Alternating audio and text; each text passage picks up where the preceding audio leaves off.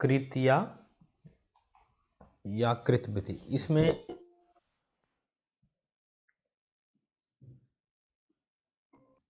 इसमें सबसे पहले आप लिखो कि कौन कौन से टॉपिक इनमें कवर होते हैं।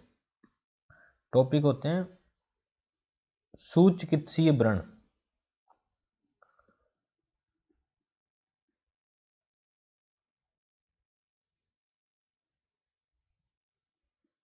सूचकित्सीय व्रण। दूसरा होता है दुष्चिकित्सीय व्रण।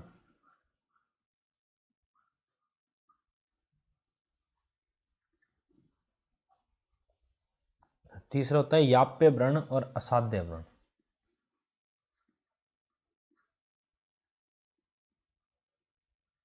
याप्य और असाध्य व्रण। श्लोक नंबर 3,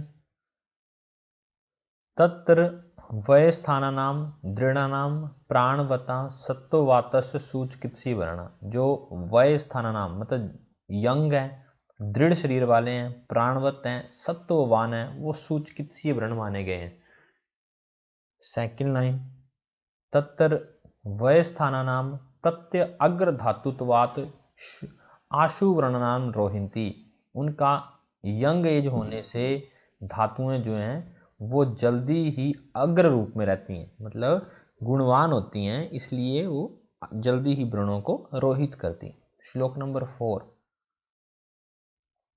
त एव विपरीत गुणा, उसके ठीक विपरीत वृद्ध कृश अल्प प्राण भीरुष दृष्टव्यवा। जो वृद्ध कृश और अल्प प्राण के होते हैं उनमें कष्ट साध्य व्रण जो है रोहित होते हैं।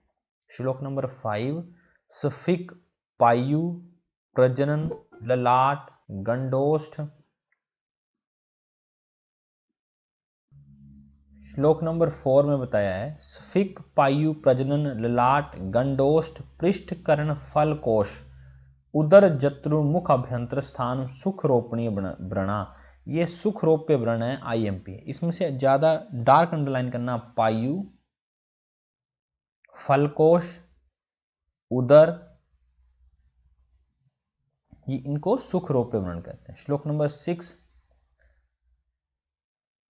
अक्षी दंत अपांग श्रोत नाभि जठर सेविनी नितंब पार्श्व कुक्षी बक्ष कक्षा स्तन संधि भागगता। ये जो है दुष्चिकित्सीय व्रण है। अब इनको याद रखने का तरीका देखो, याद करने नहीं लगना है, जब आप 2-3 बार इनको वैसे ही पढ़ते जाएंगे तो आपको याद रहते हैं। थोड़ा सा अगर आप ध्यान से देखेंगे आपको पता है अक्षी आंख के आसपास जितने भी अंग हैं वहां पर हो जाए तो भी बड़ी मुश्किल से भरता है। नाभि मर्म है, सेवनी में हो जाए तो ऐसे थोड़े थोड़े। अब जिसमें डार्क अंडरलाइन करना, जैसे नितंब दुष्चिकित्सीय भरने में। दूसरा जठर, उदर और जठर में फर्क है, यहां पर उदर लिखा है और यहां पर जठर है। फिर श्रोत, कान में बड़ी लेट जख्म जो है वो भरता है, दुष्चिकित्सीय बोले जाते हैं।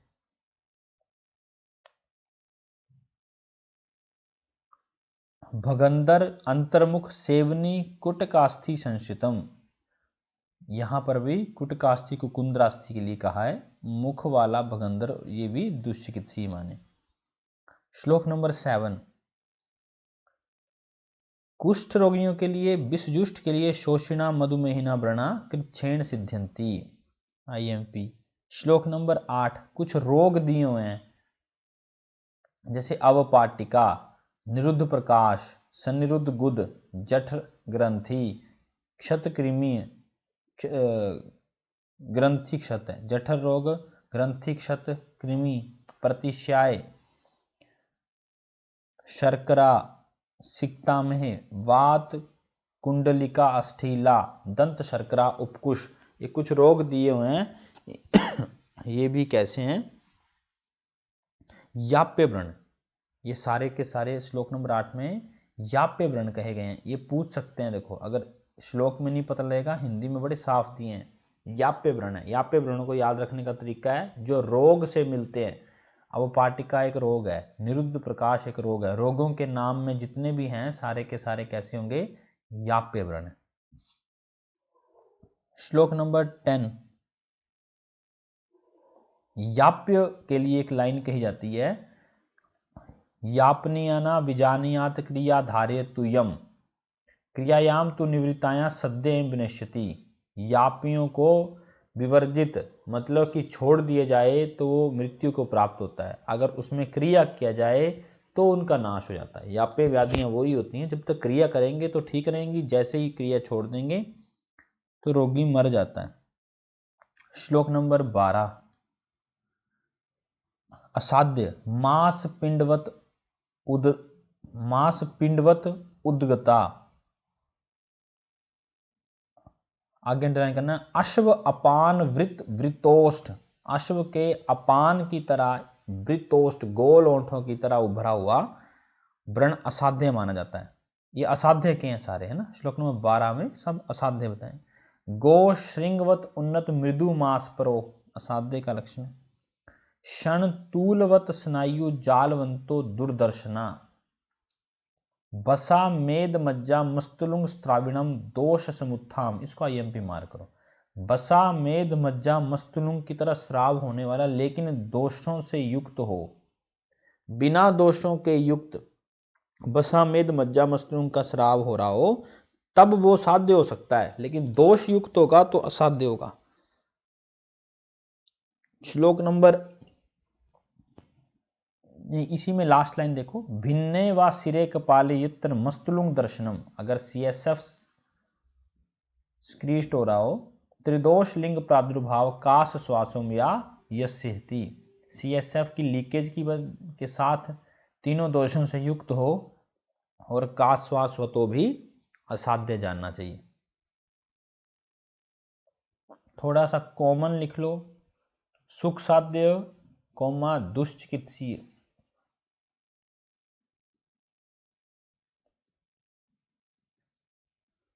सुख साध्य कौमा दुष्चिकित्सीय। कर्ण के रोग, सुख साध्य कौमा दुष्चिकित्सीय कौमा याप्य। जठर के रोग, और याद रखने के लिए रोगों के नाम पर जो है वो याप्य हैं, रोग के नाम पर जो होंगे वो याप्य होंगे।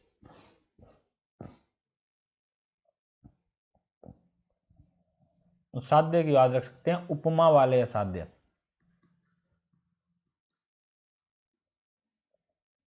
जो उपमाएं दी जाती हैं वो सब असाध्य होते हैं। श्लोक नंबर 13 देखो कैसे लिखा है, वसा मेदस मज्जा मस्तुलुंग च यस्त्रवेत आगंतुज व्रणा साध्यत सिद्धेत दो संभवा। अगर वसा मेद मज्जा मस्तुलुंग इनका श्राव होता हो और आगंतुज व्रण हो तब वो सिद्ध हो सकता है, लेकिन अगर दोष संभव होगा और बसा मेद मज्जा मस्तुलुंग का क्षय हो रहा होगा, पीछे जो बात करके आए, तब वो असाध्य है।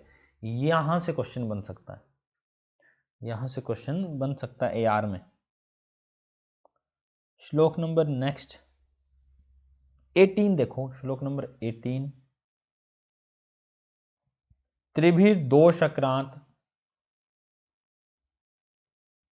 त्रिभिर्दोष न अक्रांत श्याब ओष्ठ पीड़की सम अवेदना निरास्त्रावो व्रण शुद्ध इत्युच्यते क्वेश्चन मार्क।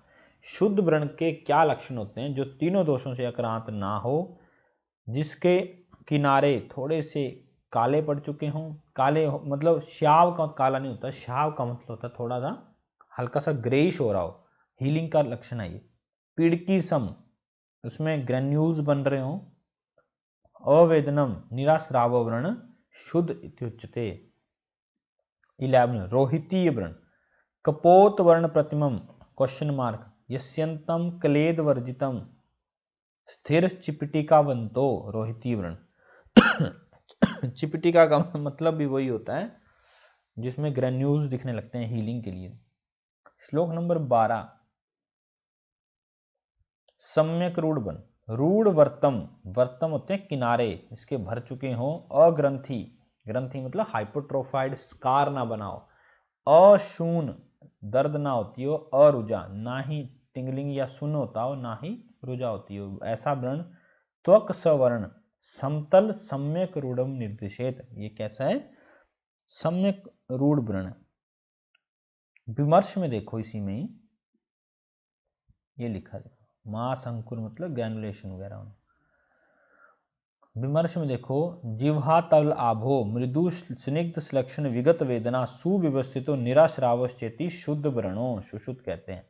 चरक बोलते हैं न ति रक्तो न ति पांडु न ति श्याव न ति रुक न उत्सन्नो न उत्संगी शुद्ध रौप्य परम व्रणम। ये चरक की डेफिनेशन है, 25वां चैप्टर। और ये क्वेश्चन भी आया है, भागवत के अकॉर्डिंग 6-7 मास तक व्रण नियम का पालन उपदेश है। भागवत कहते हैं 6 और 7 मास तक व्रण नियम पालन करना चाहिए। 6 और 7 मंथ तक व्रण नियम पालन, व्रण नियम पालन। Chapter number 24